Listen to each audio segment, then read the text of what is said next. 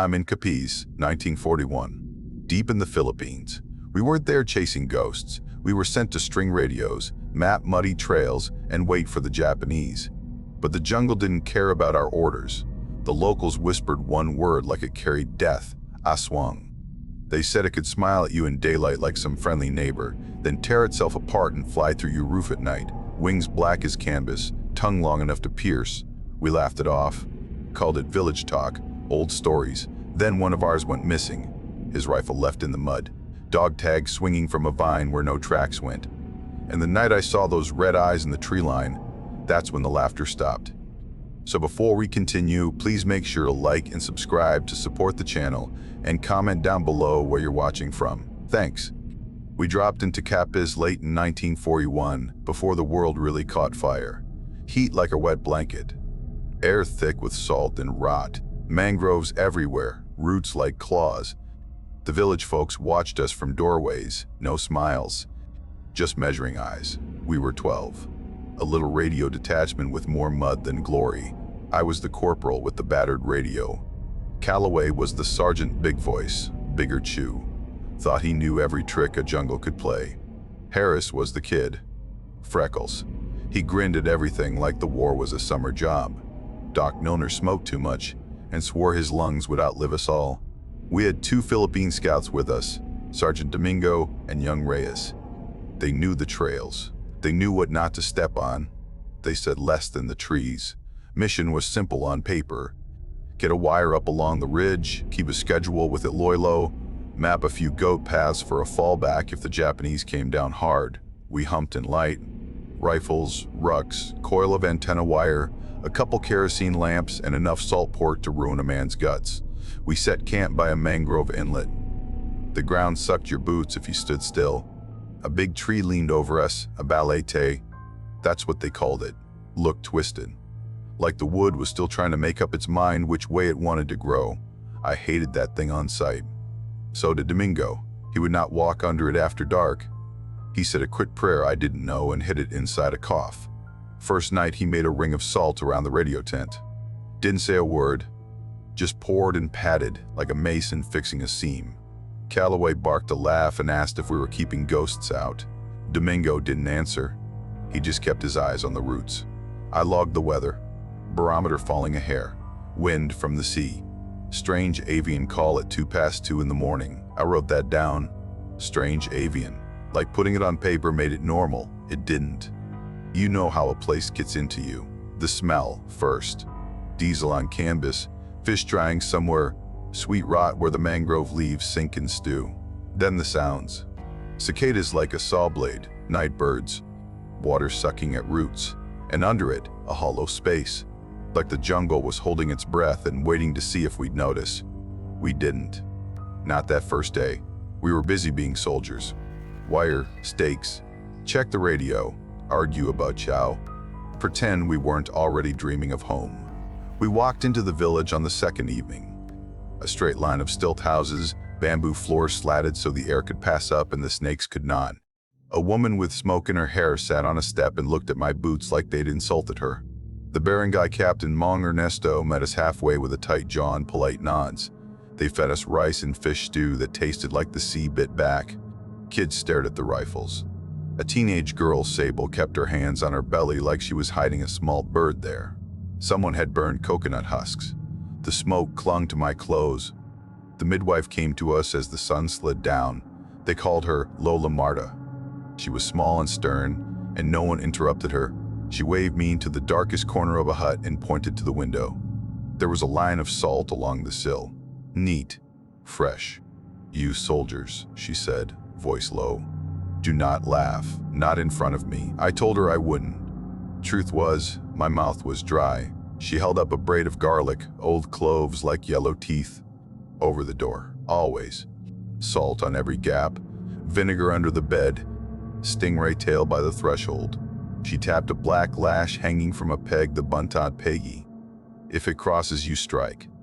The sting hurts it like fire. Hurts what? Harris asked, too loud. She looked at him like a teacher looks at the slowest boy. Aswang, she said it quiet. Everybody in the room looked at the floor. I said I didn't know the word. She made a face like that was not surprising. She told it like a checklist, not a story. Woman by day. Smile like yours. Hands that buy fish. At night it changes. Sometimes it leaves the legs behind and flies, only the top half, with wings like a bat. Sometimes it crawls like a dog or a pig, but wrong. Thin. Hungry. It has a tongue like a long black thread. It can slip through the slats of your roof. It drinks. It eats. It prefers the unborn, the weak, the lonely. She leaned closer. I could smell smoke on her breath and something bitter. You listen to the sound, she said. Tick-tick. If it is loud, it is far. If it is faint, it is near. It is a trick. Do not be fooled. The captain spoke from the doorway. There are rules, he said. Salt, garlic, vinegar, ash. Lines it will not cross. Things it will not look at. He didn't say mirrors. He didn't need to. They told us rumors like bullet points. A carabao by the river found drained to gray leather. Prints in the mud that started as human turned to pig in 10 paces. A wake where a slender lady came to sit all night and refused a bowl of vinegar. Dogs hid under the bamboo floor and cried. In the morning the corpse looked fine until they washed it, and then the liver was gone. A woman who borrowed Marta's lantern in a storm. Later, the baby in that house came out white and empty. When Lucia polished her brass tray that night, she could not see her own face in it. Sable kept touching her belly. Her sister wouldn't come out. 7 months along, Marta said, and not sleeping, someone had chalked an X on their doorstep. Someone else had spit vinegar there and let it dry. Back at camp, we laughed, because that is what men do when they don't want something to stick. Jungle fairy tales. Old women keeping their daughters in after dark. Calloway spat and called it all nonsense. Domingo didn't laugh. He strung ash across our doorway and tucked garlic into the rafters. He gave each of us a look that said, "Humor me." I did. Harris made a joke of it and hung 2 cloves from his helmet strap like a clown. Reyes told me later, quiet, when the others were snoring, "It is not all the same thing," he said. "There are names for each shape. But you only need to know one thing. It is patient. Patient for what? For you to forget the rules. I took the 2 to 4 watch because I don't sleep right the first week in a new place. The jungle hum had a way of crawling into your ear and laying eggs. The moon laid a silver skin over the water. The radio was warm against my thigh. The lamp made a little cone of yellow where the bugs flew in, burned and dropped. At first there was the comfort of noise. Frogs like leaky pipes, insects sawing, a nightjar making that weird cork pop every few breaths. Far off, surf on the bar. I could time my pulse by it. Then the jungle shut its mouth. You know that quiet, not peace, not peace. Absence. Like the room before a doctor says your name. Every hair on my arm stood. The smell changed. Rot and fruit and something metallic. Like an old tin cup left full of rain. My tongue tasted pennies. I licked my lips and got salt and something else. I looked up and saw the roof slats. A drop hit my cheek. Warm. I wiped it with the back of my hand and told myself a gecko had lost manners. Tick-tick. A faint click like a metronome under a blanket. Far, I thought. The sound of it said far, but my bones said near. I stood slow. The lamp flame leaned, then straightened like it had been breathed on. The air didn't move. Sweat ran down my ribs and made me itch under my shirt. Something moved across the path beyond the antenna line. Pig, I told myself, but the legs were wrong. Too long, like a kid in Dad's pants. It didn't trot. It shuffled, as if it was remembering how. The head turned and turned too far. I blinked, and it was gone behind the balete. I tried to laugh. It came out like a cough. I told myself to stop being an idiot. I told myself to check the wire tension and pretend I was busy. The tick-tick got fainter.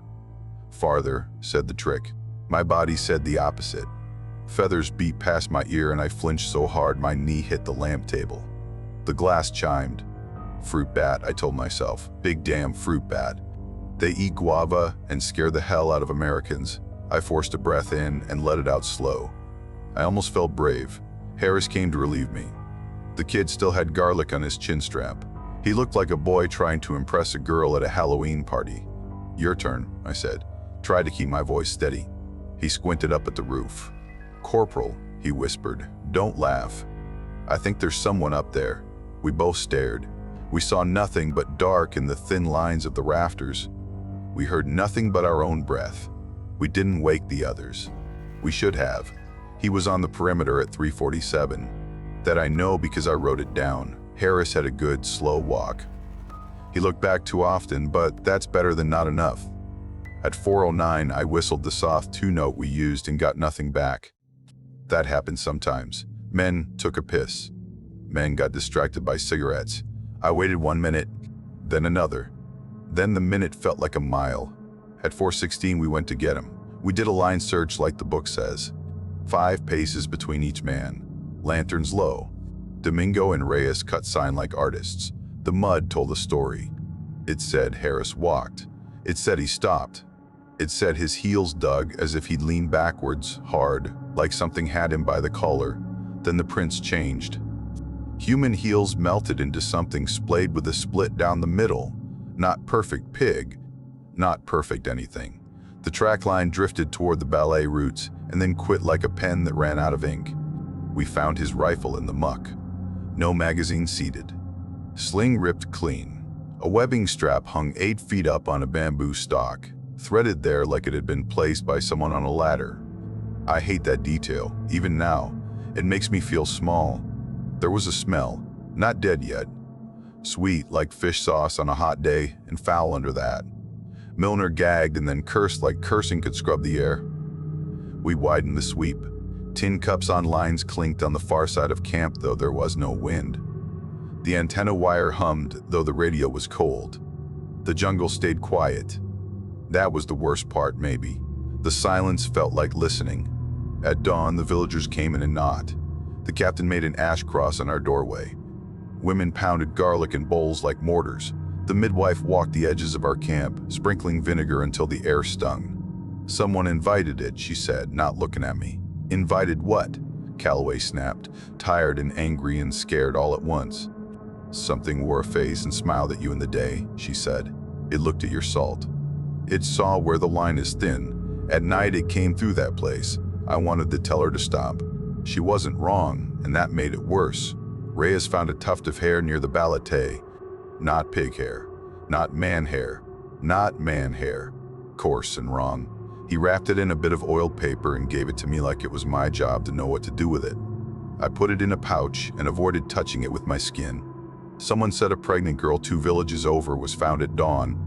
She was alive. Her belly was not. People spoke soft and did not look at Sable's house. We sat on ammo boxes and didn't talk. I wrote, "Personnel missing Private J. Harris" on my pad. My hand tried to write Aswang and I made it stop. I wrote bandit activity possible and felt like I'd lied to the air. That night we set an ambush. If it was men, men would bleed. If it was an animal, animals could die. If it was something else, we would at least see the shape of it and name it, and that might make it smaller. We hung lanterns low, trip lines of string with tin cups, salt rings around the tents and the radio. Domingo looked at our rifles like they were toys and handed each of us a Stingray tail whip. "For when bullets lie," he said. He didn't smile when he said it. He didn't smile much at all. The jungle watched us get ready. That's how it felt. You think you'll know when it starts. A shout, a gunshot, men grabbing rifles and stumbling over each other. It didn't start like that. It started with the cups clinking while the leaves stayed still. It started with the radio line humming a thin note like a glass about to crack. It started with the lamp flame pinching to a blue point and stretching tall as if someone had leaned in and breathed deep. I saw eyes first. 2 red coals low in the brush. Too far apart for a man. Too steady for an animal. They blinked sideways, like a fish. When the lantern light swung, the eyes didn't flare or shrink. They just watched. I told my finger not to tighten on the trigger. My finger did not listen. Branches above creaked. Something heavy and jointed moved on the ridgepole. The roof had weight lines in it. The lines shifted, paused, then a shadow leaned and something like an elbow jutted out. Wrong angles, wrong joints. The tongue was what worsted me. Thin. Dark. It threaded between the bamboo slats and tasted the air above Milner's kit. I could hear it make a small wet sound each time it touched wood. Tap, tap, like a nail on a table. The sound was close and the tick-tick was faint out by the river, and my mind split in two and both halves wanted to run. Reyes cracked the stingray lash into the rafters, a fast whip snap that bit the air. The night answered with a shriek from above us, not outside, dry and sharp like a bat that had learned how to scream like a woman. The tongue flicked back. The roof shifted like something took its weight off, and then the thatch gave, a little waterfall of sticks and dust, and a smell like rancid meat. I threw salt high, useless like throwing a handful of snow at a house fire. We fired too. Not wild, not at first. A pair, then another. Controlled. The brush thrashed by the trail. A shape came out and did not fit in my head. For a second it looked like a woman cut off at the waist, ribs like the slants of a broken barrel, wings folding with a sound like wet canvas. Then it was a shadow that wasn't a shadow. Then it was gone. My ears rang. The jungle found its voice and then swallowed it again. Something hit Ortega. Not claws, not teeth, more like a hook made of hate. He went down hard and lost his breath. Calloway dragged him by the collar and fell on his face when the thatch collapsed behind them. Something brushed my shoulder as it passed, and I felt cold instead of hot. That's wrong, isn't it? You get hit in a fight, you feel hot. I felt like the bone chilled from the outside in. I swung the butt of my rifle and hit nothing but air, and a smell I never want to smell again. We pushed it off with chaos. Salt thrown in fistfuls. A lash that cut something we couldn't see and made a sound like oil spitting on a pan. The thing shrieked again, farther this time, or nearer, I can't tell you, because the sound lies. A pig stood on the path and watched with dead eyes. It didn't blink once in a full minute. When it turned its head, its neck bent the wrong way, behind where you expect the joint to be. Then it was gone like someone had erased it with an angry hand. The cups went quiet. The wire stopped singing. The roof shed another bit of straw and settled. We counted. We always count after. 2 hurt. Ortega with a nasty gash and shock. Reese with a cut that looked like it had been made by 3 long points. Milner slapped bandages with hands that shook and told us to shut up while he worked. We shut up. Roosters would have crowed if there had been roosters alive. There weren't. 3 hens in the coop were just white meat on wood, peeled clean, no blood in the dirt. I stared at that a long time without blinking. At dawn, we walked the perimeter. In the dust by the radio tent was a trail like someone had dragged a rope dipped in dark oil. It wandered to the balatay and stopped there. The marks on the bamboo were not from claws like you think of claws. They were from something that pressed and pulled. A smear on a leaf looked like blood and did not bead like blood. We put it in the evidence bag because soldiers put things in bags when they don't know what else to do. The villagers came again. They did not say, "We told you so." They reset the lines of ash and salt and tucked more garlic in our rafters and spit vinegar and an X on the door. Marta told us no one sleeps flat on their backs. She said, "Protect the belly." We did not argue. Men like to think they are beyond rules. We were not beyond these. Sable cried without sound. Domingo would not meet my eyes when I asked what he thought. He kept looking at the tree. He said, "We should go," like it was the weather and not an order. By then, everyone had stopped laughing, even Calloway. The captain told us the wind would change. He meant more than wind. We burned what we could not carry by mid-morning. That's a sin in a place that grows its walls from grass and hope, but we did it. We buried the trash that could not burn. We broke the antenna, coiled the wire, and left the poles to rot.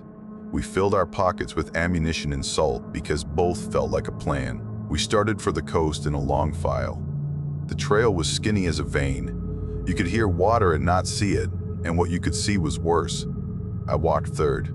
I kept seeing the missing second set of footprints behind Harris's last steps. I kept not seeing it until I almost tripped on my own. Halfway down the ridge, a rattan vine hung in our path like a line on a laundry day. At the end of it, swinging like a pendulum, were dog tags. Harris's dog tags. No prints in the mud below, no sign of a climb, just metal and our names stamped on it, clicking with the breeze. We did not take them down. I am not proud of that. I am not ashamed either. We were not going to stand under that vine any longer than it took to say his name. We reached the beach by dusk. We built a little fire out of wet wood that smoked and refused to flame. We ate hard bread and made our teeth hurt. We did not talk about the hens or the marks or the tongue. I wrote the incident report by lamplight with the pad on my knee. Hostile, species unknown, night activity. Missing, Private J. Harris. Presumed, captured, or lost. Evidence, animal predation consistent with large bat. Recommend avoidance of balete terrain. Maintain light discipline, salt use. I crossed the salt line out. It looked wrong on a U.S. Army form. Rain came in fitful strips. The kind that makes you put a hat on and then rips it off with a laugh. We passed a bottle and watched the dark move. Sometimes it looked like it moved. Sometimes I think it didn't. Sometimes I think I'm lying to myself now the same way I lied to the paper then. 2 mornings later, a runner brought the news. Bombs up north. Landings on Luzon. The world had finally caught. Orders to move. New codes. New cover sheets for the logs. Men were counting trucks and trying not to count odds. We turned our little mess over to a lieutenant with a fresh shine on his bars. A butter bar so new, he still believed in forms like they could stop bullets. He looked at my evidence bag and asked what it was. I told him I didn't know. He wrote "dispose" in pencil on the tag and set it aside like yesterday's chow. I watched him do it and didn't say a word because I was tired of my own voice. We went back through the village to say what passes for goodbye when you leave people to their own monsters. Sable's door had more salt than wood. Garlic hung like metals. The midwife put a stingray tail in my hand and told me to keep it. I tried to hand it back and she closed my fingers over it till the bones pressed. "For when your bullets lie," she said. And then she was gone into the smoke and her shape turned into part of the house. Domingo left his own whip behind, hooked over their door. He finally met my eyes. "You will not write this," he said with a shrug that could mean anything. I said, "No." We started up the track again with rocks that felt heavier than they should. Clouds stacked over the sea. The balete stood back at camp like a black thumb in memory. If I turned just so I could put it behind a palm trunk and make it vanish. That trick worked if I didn't breathe. The road south was full of rumors. Landings, retreats, names of towns that would be ghosts by Christmas. We folded into a bigger unit and lost our small shape. That happens in war. The edges blur. In Iloilo, a captain took my incident report and filed it under things that did not matter anymore. I watched him stamp it and had the stupid thought that ink outlasts men. Maybe that's why we write. Maybe it's why I'm talking now. Calloway asked me if I wanted a smoke. I said no, and then took one anyway. Milner told a joke about a priest and a fisherman, and got the timing wrong. Reyes sat on a crate and sharpened a knife that already had no edge left to find. Domingo stared at the sky like it might tell him a different story if he kept asking. I signed the ledger where it said "missing in action." Private J. Harris. I put my initials neat. The rain smudged the bottom line before it dried. That is a small thing. It stayed with me more than the blood smell. There's a way people like me end stories around fires. You say you still hear a sound at night. You say something found you again in a different country. You say you wake and your feet are muddy. I won't feed you that. I won't pretend this is tidy. What happened next was simple. We followed orders. We moved south. We lost men to bullets and the fever and the kind of bad luck that comes on trucks with bald tires. We sent and received messages. We ate rice and salt fish and missed home till it hurt. Sometimes, in a place with no trees and no shadows, I remembered a touch on my shoulder and felt cold in the bone and had to move to a different chair. Years later, a museum man asked if I had any artifacts from the islands. I told him I'd lost everything. That was not true. I still had the stingray tail, brittle and black and cracked at the handle. It lives in a drawer now. Not a shrine, just a place. Sometimes I take it out to oil the leather and keep it from turning to dust in my hands. That's not a spell. That's maintenance. If you want a moral, I don't have one. If you want a monster, you can pick from several. Maybe it was a bat that learned people like stories and hid inside one. Maybe it was a story that learned how to wear a bat. Maybe it was hunger with a face. We left Capiz under gray sky and orders we didn't get to argue with. The rain pinned down the dust and made everything smell clean for a minute. The balete, if I think of it, is not a tree anymore. It is a place where the trail stops and something that is not me waits to see if I will forget the rules. I won't, but that's only worth something if rules matter. On the morning we moved, a clerk slid me a sheet and a pen. I wrote what they told me to write. Unit. Date. Location. Location. One line for Harris. The ink bled a little where the page had gotten damp. The clerk didn't look at me when he took it. He had 50 more names to file and a truck to catch. That's how it ended for us in Capiz. Not with a bang. Not with a campfire twist. With a wet signature in a book, a dull stamp on the corner, and the sound of trucks grinding gears as they pulled away from a place that keeps its own time. So that's the end of our video. If you made it this far, make sure to hit like and subscribe. It really helps the channel and it's free. And if you want more terrifying encounters like this one, check out the other videos on screen right now. Thanks for watching and stay safe out there. See you soon.